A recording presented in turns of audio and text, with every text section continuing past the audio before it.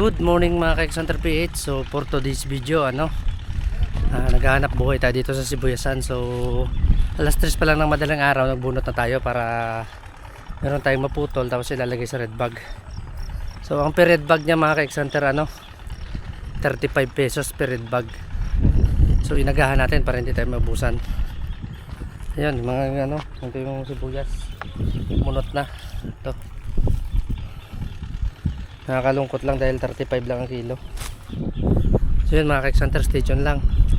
Papakita ko sa inyo kung paano magputol ng sibuyas. Let's go. Bale yan yung ating mga kasamahan na nagpuputol ng sibuyas.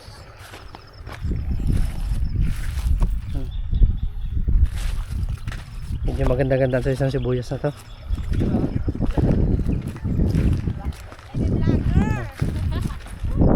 Bali ito, itong ganito kalaki. Ito yung 35 pesos pag napuno mo. So may bagay pag nakarami ka, kaya sipag lang talagang puhunan dyan. Lager mo pa yung hawakan niya? Ayan ito yung ganito yung pagputol. Wow, Ayan sana all. Yung ayos ang ganda na pagka-setup ng pamputol yung kamo, tingnan mo hawakan ko. Let's go. Mali yung sa atin, nandun pa sa dulo. Yan ang paputulin natin. Yan bigla bumilis Uy, was out. guys.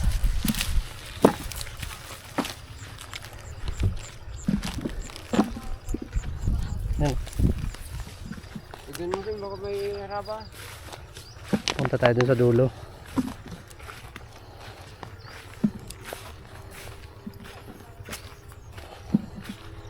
Bali yung may-ari pala na to yung kapatid ko. Ito yung unang tanim nila, ina-harvest na ngayon. So nakuha lang sa halagang 35 pesos per kilo. Ito yung mga puti, malapit na rin. Ayan nandun tayo sa dulo, doon yung binunot natin kanina alas 3. So, sana makarami tayo para paldo.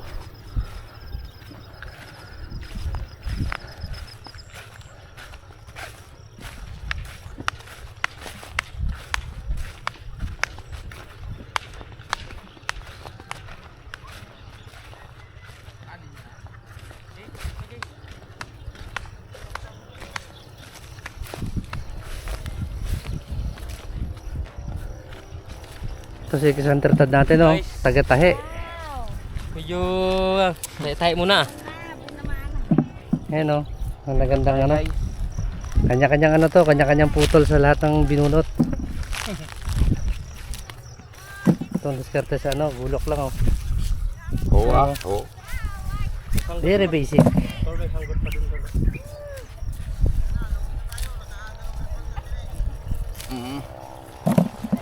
Yan ang ating mga kasamahan.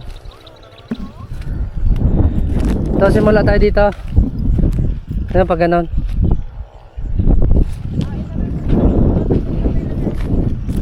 Sa mga kawin-kawin lang.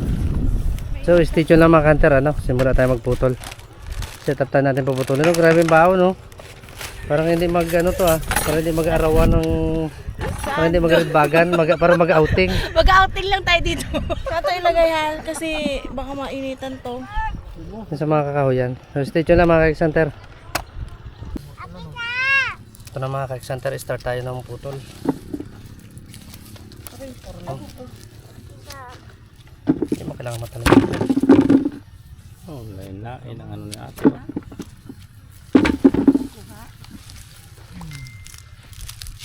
Baliktad baliktad ka kasi. Kaya mo ginalipat mo pa sa kabila. Paano ba dapat?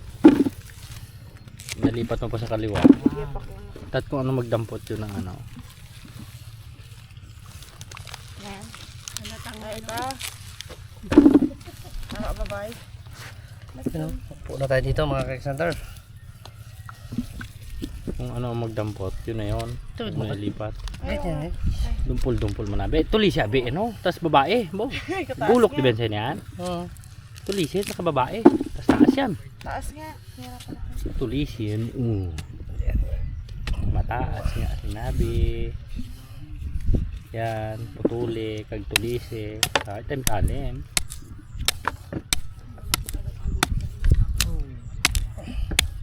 Pinontrol niya pa nga daw ito. Ne. Dalawang tubig pa dapat eh. Control laki pa nga ni. Yaw, oh, tama ko. Ganito dapat kalalaki na, oh. Oh. Hindi na rin mabili to.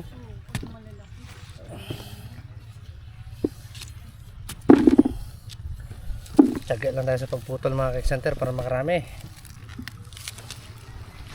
Ay, iba palang ginunting ni Ana. Ay, malabo yan. Ay, ba, bagay ganyan. Wala eh. Hindi ako dito.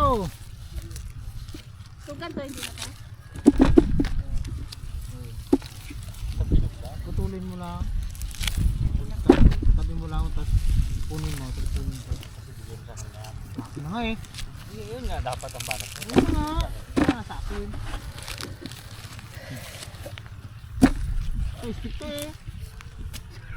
Kalaking stick na. Tikin mo na lang kailangan. Nasa pagputol mga ka-center yung kaya lang natin hawakan. Hindi siya payag eh. Lahat ng bilog puputulin natin.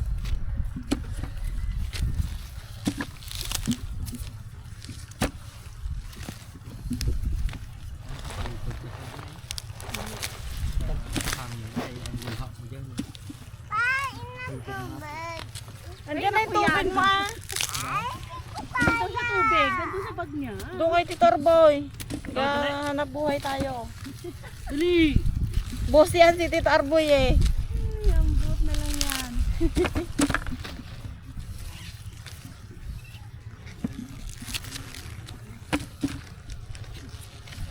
Dito may salamin na.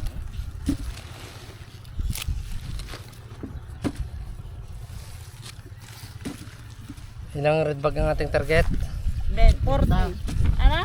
Pinit lang. Kala ko 40 lang. Pinit lang. 50 ba tong nabunot nyo na to? Oo. Oh, nambaldi na. Mabilis. Ano to ha? Stick to ha?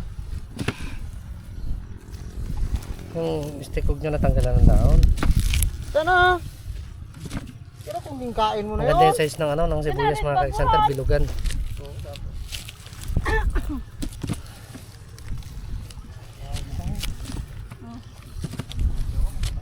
Baka kuya may...